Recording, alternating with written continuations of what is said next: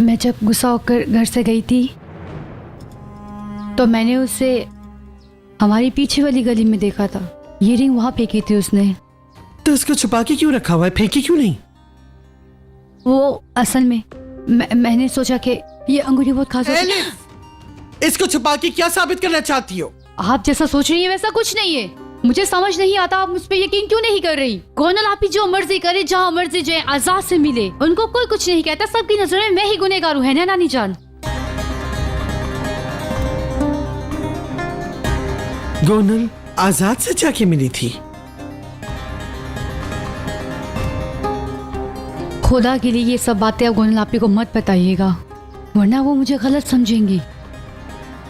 वैसे भी वो बहुत परेशान रहती है। मैं आपसे रिक्वेस्ट करती हूँ कुछ मत कहिएगा उनसे।